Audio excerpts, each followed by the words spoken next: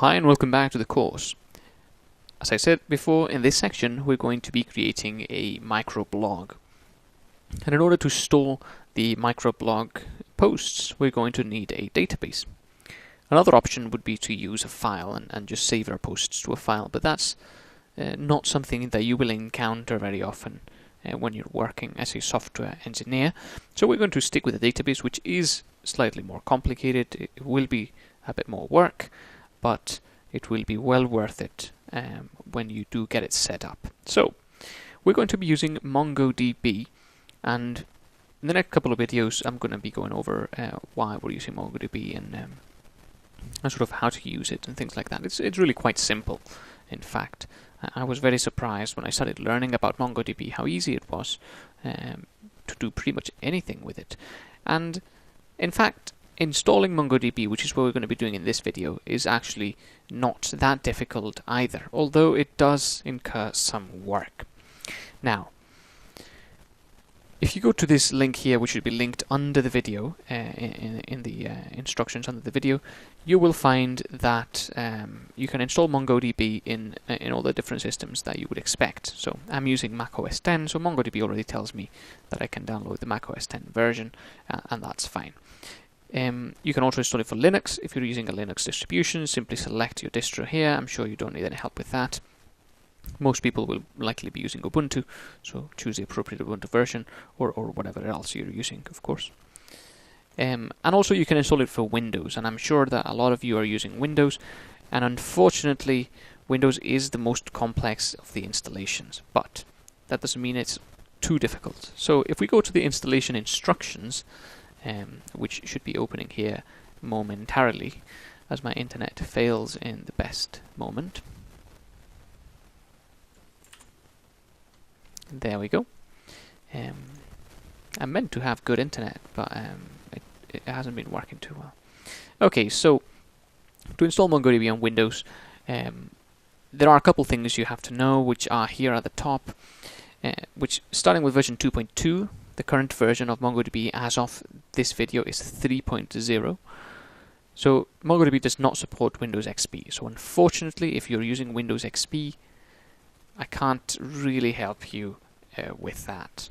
You will not be able to run MongoDB on the latest version. You'll have to use 2.1, which is quite old.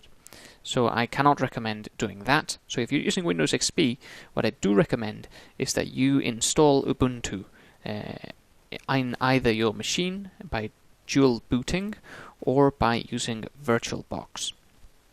If you use VirtualBox, you can download Ubuntu and install VirtualBox inside, install Ubuntu inside your Windows environment, so you won't have to restart in order to run Ubuntu, and you can always delete Ubuntu later on when you're finished with the course. Sadly, I'm not going to be getting into how to do that here, but it's really easy. Simply look for how to install Ubuntu with VirtualBox, and it's really very easy. I've done it many times myself. And also, if you're running any edition of Windows Server 2008 or Windows 7, which I'm guessing a lot of people are, you'll need to install a hotfix, which shouldn't be a big problem. Also, do remember that on Windows, MongoDB requires Windows Vista or later, of course, and down here it says MongoDB for Windows 64-bit only runs on Windows 7 64-bit and newer versions, and of course Windows Server, but I don't think anybody's using that. So you'll need Windows 7 64-bit. If you're using 32-bit versions or Windows Vista, you're going to need MongoDB for Windows 32 bits, which has an important limitation in my opinion, which is that you can only have databases up to 2 GB in size.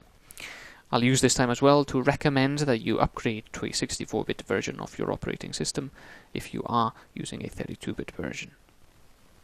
However, you still have MongoDB for Windows 64-bit legacy, which will run on Windows Vista 64-bit, but does not include recent performance enhancements, and that's not a big deal for us. We're not going to be squeezing performance out of MongoDB.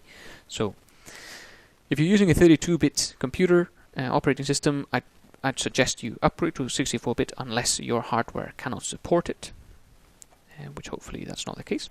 If you're using 64-bit Windows Vista, install MongoDB for Windows 64-bit Legacy, and if you're using Windows 7 64-bit or newer, then install the normal default version. And if you're not sure which version you're using, you can just use that command there.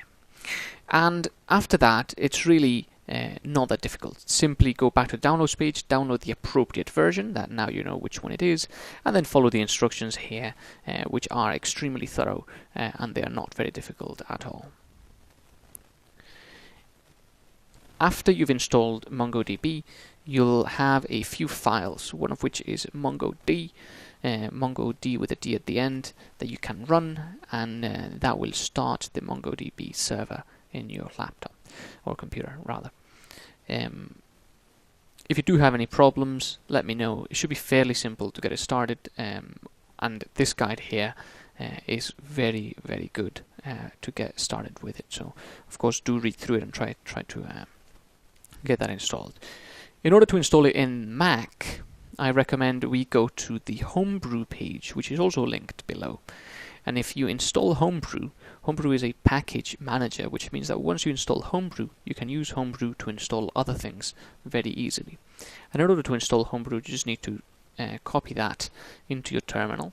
In order to open the terminal, simply open up Spotlight and type term, and then you'll find the terminal there. And then simply copy that and paste it into the terminal. That will install Homebrew. And after you've done that, you can go to the downloads page again, Mac OS X, installation instructions, and then it'll tell you that you can install MongoDB with Homebrew, and it's really very easy to install with Homebrew. Simply type brew update in your terminal, and then brew install MongoDB. And that's all you've got to do to install it in the Mac. Really, it's that simple. So the Mac, a bit easier. If you're in Linux, you can use the apt package manager or yum to install it very easily as well. I'm sure you know how to do that. Simply do yum install MongoDB or apt get install MongoDB, and in both cases it should work. Okay, so that's how you install MongoDB. Sorry for the lengthy video. We have to go through different operating systems, and I apologize again if you're in Windows for the extra difficulty in doing that, but I promise it will not take very long to get it installed, and once you have it installed, you won't have to touch it ever again. You'll just have to double click an icon and run MongoDB, and that's all you've got to do. So once you've got MongoDB installed, proceed on to the next video where we're going to be just quickly going over how to use MongoDB. So I'll see you there.